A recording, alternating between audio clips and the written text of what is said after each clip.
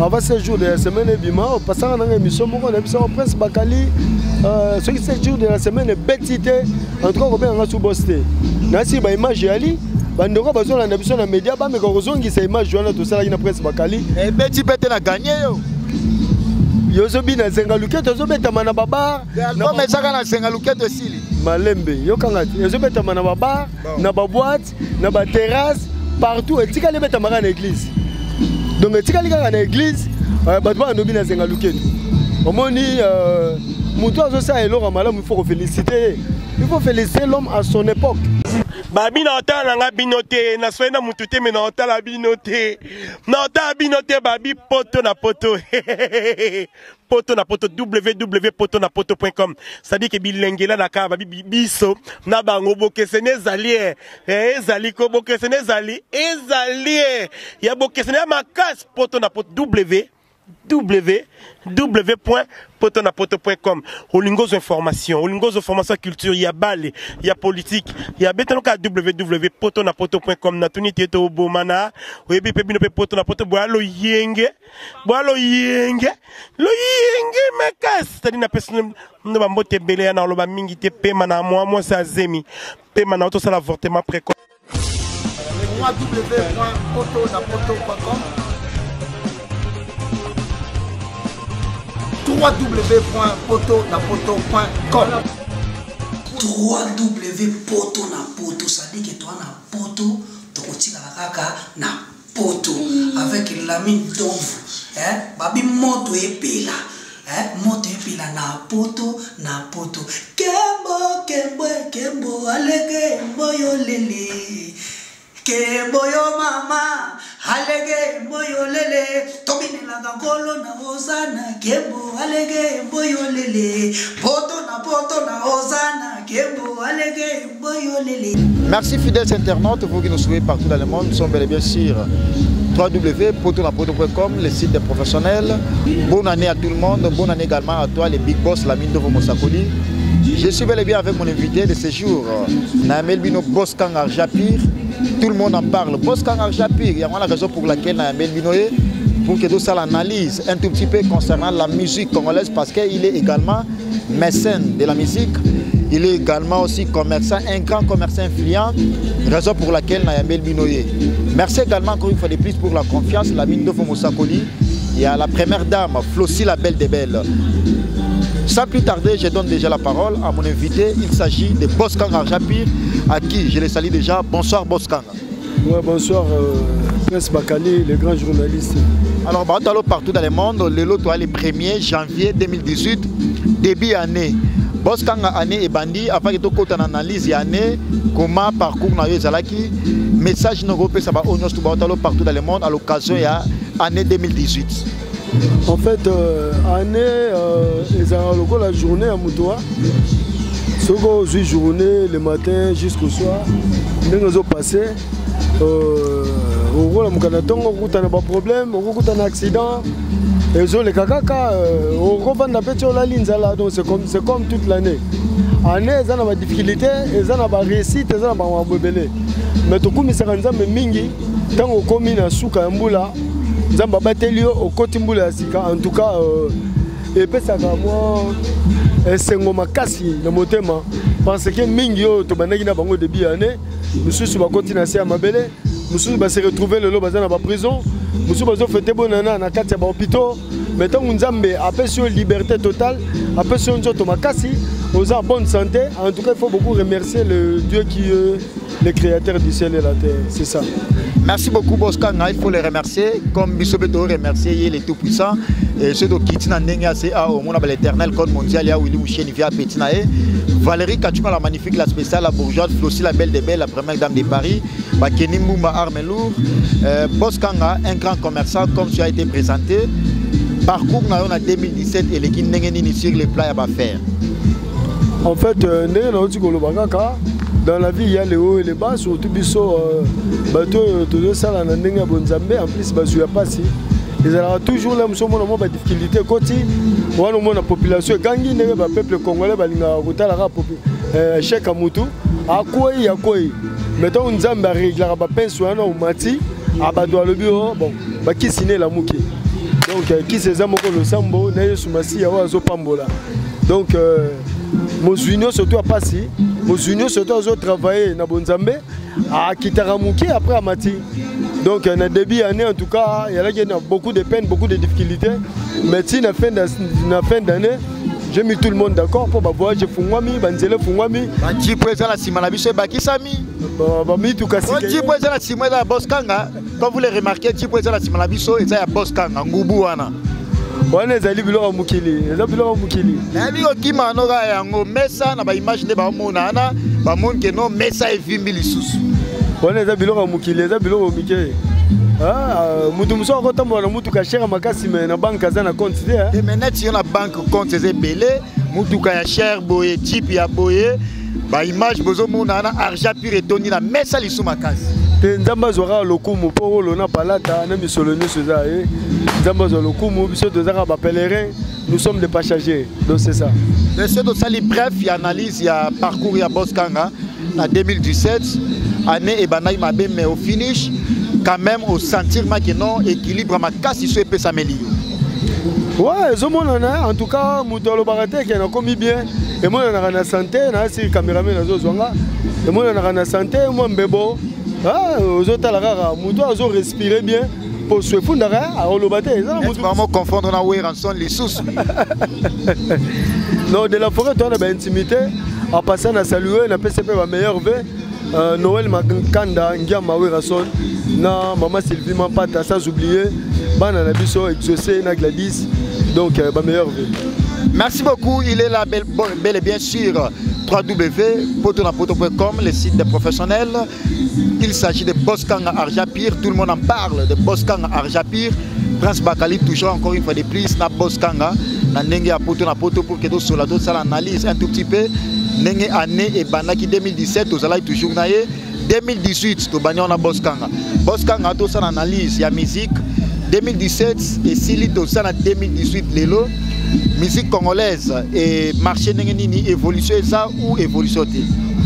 Bon en fait quand on est ça qui après ce Bakali avant ce jour de la semaine bima on passe dans une émission on est presque Bakali ce qui c'est jour de la semaine bêtité en tout cas on va sous boster na si ba image ali bandoko bazona na biso na média ba mais ko zongi sa image wana tout ça là na presque Bakali et petit pete na gagné yo yozobi na zengaluke tozobeta mana babar na mesaka na zengaluke to sili malembe yokanga yozobeta mana babar na ba boîte na ba terrasse partout etika le beta maka na église donc etika li kaka na église bato ba ndobi na zengaluke omoni mutu azo sa elora malamu il faut féliciter l'homme à son époque ba papa même ba la parole jibe pena lobela ki héritier wa Tanabe. Je suis dans la de la forêt, on continue à jouer bien là. Je un exemple parce qu'il faut apprécier l'homme à son époque. Et la parole à Jiba Lobel héritier. Et non, il y a Ouera. Bon, mais c'est moi qui parle maintenant. Apprécier l'homme à son époque. Moutoua, c'est le Simbi et Kangi Congo. Bonne année, Banabazobina. En plus, bêtise et la quantité. Ce qui est très important. Au moins, les musiques congolais, comme trop Banabazobina, terme irresponsable. Donc, ça la Sony parce que nous sommes des parents. Moi, malgré je suis encore trop jeune, mais nous sommes parents, nous sommes responsables. Benoît 16 ans,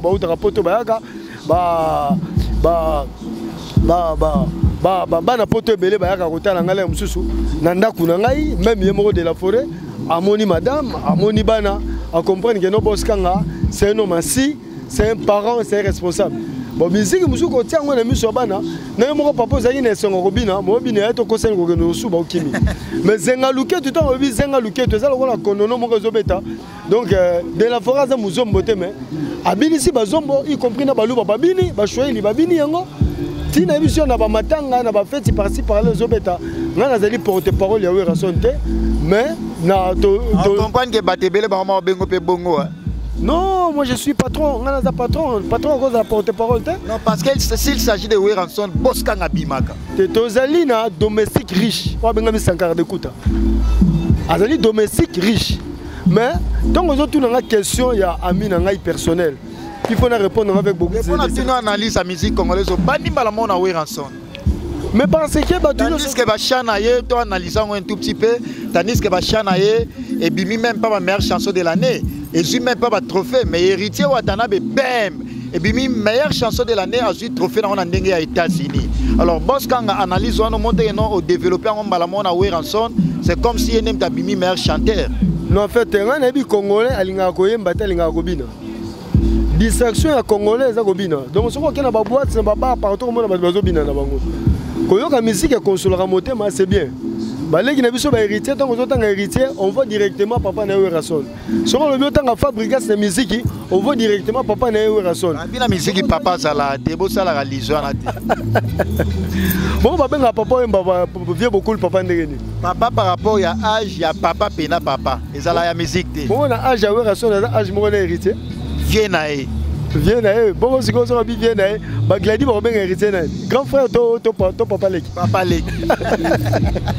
Comprenez que c'est l'ambiance de cette émission ensemble avec Boss Kanga, l'ami personnel de Weranson, Hugo de la Forêt, clin d'œil spécial à lui et meilleur vœu également à Hugo de la Forêt ainsi que petit naé, kakol ou azape petit nayo. Non, c'est bon de tout sur l'émission parce que l'émission est allée à Boss Kanga, Argent Pire. En plus, petit na kakol. Non, ça petit na ngate. On a dit tout sur la intimité à de la Forêt parce que tout a intimité. Mais c'est bon de musicien mususu. Oh, bazo sala ba succès na bango, to bazana wenge. Et ça le la chose sur la likambo papa ko ça moi na to le quitter. Donc c'est comme ça. Le loup ne se mange pas. Quand on parle de Boss Kanga Argent Pire, on voit directement intimité na Werason le roi de la forêt. C'est bon do bazali ba tunaye ya musique ya musala. Oh bazo sala nae ko konti sara biloko wana te po hein. Yo biga. Alors Boss Kanga na mon analyse wana ndingo développer ngo soki to landio très bien. On apprécie beaucoup plus 7 jours de la semaine, Yangonde et Sobeta. Et d'autres artistes musiciens pour Nayo, musique na biso yango na ndenge ya polémique ya Kinshasa te, na ndenge ya Congo te. Sur le plan international parce que aussi fraîchement de Dubaï, est-ce que musique na biso ça de l'avant? Ouais, ça de l'avant malgré staff baza makasi hein. Tuana bon, binisi pena Kinshasa mais musiciens congolais ba komi ko évoluer na ba effort moko ya makasi.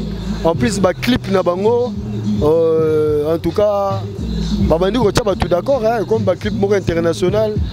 Donc c'est du bien quand même. Mais na lingi ba ko tsango trop village nenge de la forêt beta kizenga luko tu na ba village azu ba chef coutumier ba lati ba chapeau nanga ba prince boé ba sali. Donc ça fait un peu du bien. Et ça le rôle a passé la publicité nanga po muta pesa image toi chapeau ezanga na Congo. Ba tumi ba ma lobe la chapeau Boss Kanga chapeau magique. Michel a vu son cadre magique, chapeau, changement, belle identité, pembe. Mais comme il y a un chapeau rouge, il y a un Nigérien, secret na yo source na yo la Nigeria. Côté on aussi mabiloko. Bon en fait tant on a bandi ba chapeau yo bato to banana bango musala to na kolina bango ba ebi. Wana ba film nigérien na zuku to succès to en plein na Congo te. Banana ba rouge boité. Non na banda on a ta ba chapeau mingi kaka. Bato banana quand c'est que na musulman or que ba période wana na chrétien. Nazo sambela na ba église catholique ba groupe de prière pe nazo kende. J'avais toujours des chapeaux comme ça. Un chapeau. Un jour, c'est comme un colo. Parce que tu aimes beaucoup les chapeaux. Donc, les gens qui pendent image nanga. Le chapeau, le loso, il y a autant de mais si on a checké un chapeau, petit bâton de malamo, on a sur mon monaki. En plein temps, nous autres manazando. Donc, on a chez Gena Bayanki, on a banani balandi. Il faut moins l'or à mouquet pour la car. Donc, c'est comme ça. Alors, Boss Kanga. Musique congolaise néo-lobiana, quand même ça va déjà, mais au moins, ouest africain, bazo mené biso un peu moins mouké, outil libanda yamboka, et conseil ni européen sur les musiciens congolais par rapport à l'année 2018, nous avons déjà un début, parce que tout le monde est déjà vers la fin, il y a une interview dans Bissonayo, mais je vous promets que je vais recevoir encore une fois de plus Boss Kanga pour en parler un peu beaucoup plus, parce que Mamba Solana est à la moins belé. Mais na bombier na moi mouké pour que na yambela bino très prochainement to sola ou esengi to sola na pour 2018 to se positionner beaucoup plus pour na yango. Mais là c'était qu'une interview de 15 minutes avec Boss Kanga. Bon, en fait moni na Congo toza na chance mingi parce que congolais a ko évoluer. Donc, par exemple, moi, c'est plus Calaton, tout ça, banamike, catch congolais. Au moins, on a tout le temps, on a la TV, ils ont les canaux studio, maman Ngebi. En tout cas, ils ont trop apprécié. Mettons, catch américain, Koti, allez. Et quand c'est maman catch congolais, et eux, on a soutenu. Néanmoins, on a la musique Nabiso. Musique Nabiso, on a Congo, ils ont trop apprécié. En plus, on a une piraterie, les musiciens, on s'est retrouvés mingi. La musique, surtout sur les disques. Mais aujourd'hui, piraterie est continue. On doit continuer la musique, on a WhatsApp, Facebook, banini. Donc, les Congolais, les musiciens, ils se retrouvent difficilement. Au moins que, à côté de nous, on a fait un bon tout ça. Mais une conseil à porter les musiciens congolais, ils évoluer sous un effort. On a quel bon fleur. Les clips, ils ont une efficacité. Les clips congolais évoluer dans les clips international. Autant les clips, il y a un musicien congolais, au moins le rôle, le clip, il y a un américain. Le clip héritier, il y a retirade. Bon, le clip, oui, héritier, c'est le clip bien. C'est quand même un musicien presque congolais belé. C'est le clip bien. Et ça, il y a un ferré, c'est le clip. L'équipe a 7 jours de la semaine. Non, Kofi Pen a monné le clip. C'est l'équipe à Weranson. Mais de la forêt, il y a un bateau kala. C'est le clip à Bacano. Il y a un clip c'est comme si Wera foutait dans le 7 jours de la semaine à clip. Et ça, qu'on foutait, pour Bana, il y a toujours image à papa. Si on a le clip à Wera kala, aux hommes, on a un bateau, on a un canot, donc moi, je copier papa. Moi, je ne vais pas faire des différences là. Il y a moi na papa. Donc en tout cas, ça vient à Bango, non papa, parce que papa la musique a raté. Ok, pas de problème. Donc c'est ça. Merci beaucoup, Lycée Boskan Arjapir, patron. On l'appelle affectueusement les jeunes Pato. C'est un responsable très bien pondéré. Nous sommes arrivés pratiquement à la fin de cette grande entretien avec Boskanga, mais on ne va pas manquer de lui donner la parole pour qu'il y ait clôturé Nabino. Après, ça va dédicacer Sabato, partout dans le monde. Sylvie Mapoli, Noël Boyem, également à toi, le jeune président Dani Chandou. Merci également à toi, Aristote Saïd, Yaouli Moucheni, l'éternel code mondial. Valérie Kachung, la magnifique, la spéciale, la bourgeoise, la magnifique Azala Moko. Boskanga a clôturé notre remis pratiquement la souka et entretien la biso. Message et puis va dédicacer au président Banani par rapport à 2018. Mais tout le monde trop makambawe rassure tout le monde Moussala n'a pas prince Bakalido. Maman Moussala Tobi to solide déjà, to yamba encore beaucoup plus d'avantages, to solide déjà les nécessaires. Pour essayer solo là pour l'année 2017, Ndeni Moussala évoluer. Bon maman Moussala n'a rien à apprendre non bakilian ngo bazotalanga ba mina ngai bakilian ngai bakilian chéri. Donc to continue en 2018 mais c'est les Bassani en plus mais c'est nani? Mais c'est Bassani, mais c'est Silver, papa Silver. Wana banani. Wana Moukonz argent dans le monde. Donc à promettre Bino, à ça l'argent 2018, bah nouveauté, bah blog spécial pour se retrouver dans la carte pour CP là. Donc ça l'a confiance. Donc quand la minute besoin CP là, nous CP Sarabino. En tout cas nous retient Bino sous d'accord. Dans Moussala n'engage zalaka. Yangonde mutu ezo sala lelo nazala o nazali yangonde mutu sala lelo ba musicien congolais ba banga ba bwakanga yangonde mutu sala lelo nazala peut-être personnel to ami intimité il y a de la forêt parce que le loup ne se mange pas donc ce qu'on a na moyen nguba ozala na ba camarade peut-être bazana ma papa bolia na nguba ce qu'on a na moyen il y a 7 jours de la semaine que soit sous la carte aux paroles t'excuser ou ranson à bois qui ami personnel à ranson mais à bois qui on a 7 jours de ba tout ba lo belango. Merci Bakali nazo mabanga trop. Nga Boskanga donc ndale mama banga bete Boskanga. Bisio ba bwakanga trop ta kuna ba Félix waze ko ba bwakanga. Ba Kofi Olomide ba bwakanga, héritier watana ba bwakanga, Fabrigas ba bwakanga, de la forêt moko na parlons pas. Donc ba bwakanga trop. Normalement vous ko kima mabanga po. Et comme il y a le liboma, so il y a qui la place, Boskanga yo battu batondelinga. So il y a qui place, Boskanga yo battu batondelinga. Donc normalement qui m'a dit ma banga po na bois kama trop na koma cassé. Donc c'est ça. Alors message à Souka au profit à Michel Lelo et puis ba dédicace au président Banani. En tout cas ba meilleur vœu de bonheur na famille Kanga na parents na ngai Denis Kanga na maman Mado, sans oublier maman Yvette na maman Yani. En tout cas meilleur vœu na ndeko na nga surtout to sala moko na marché central de Kinshasa, sans oublier administration o ezali na marché central o ezali ko simba biso na propriété na makambo belé. En plus meilleur vœu na tous les musiciens congolais.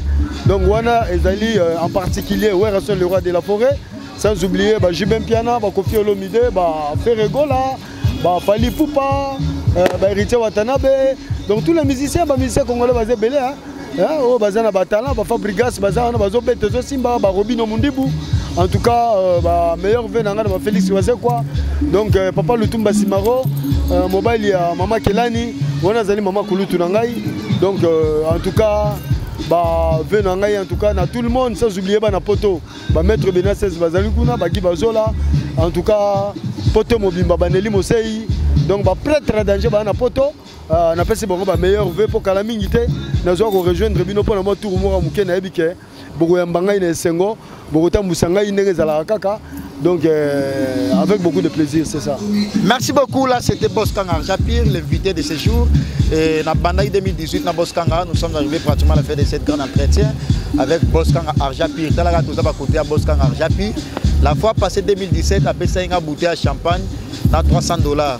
Donc l'année déjà ils allaient bien pour l'année à Boskanga en 2017 et 2018 au côté en Boskanga. En tout cas c'est un réel plaisir pour moi et merci infiniment à toi le patron la mine de Moussako, le big boss, les nouveaux mariés.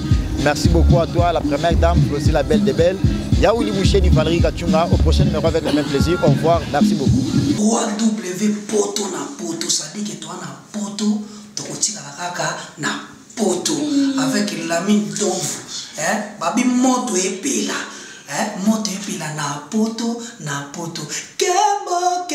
kembo alege mboyo lele kemboyo mama alege mboyo lele babi na otala nga binote na soena mutute me na otala binote babi poto na poto poto na poto www.potonapoto.com. Ça dit que bilengela na ka babi biso na bango bokesene ezali ezali ko bokesene ezali ya bokesene makas poto na poto www.potonapoto.com. Olingos information, olingos formation culture, il y a balle, il y a politique, il y a betanoka www.potonapoto.com. Na tunité to bomana, webi pebino pe potonapoto boalo yenge mekas. C'est-à-dire na personne no ba mbote belé na loba mingi te pema na moi sa zemi. Pema na auto ça l'avortement précoce. www.potonapoto.com www.potonapoto.com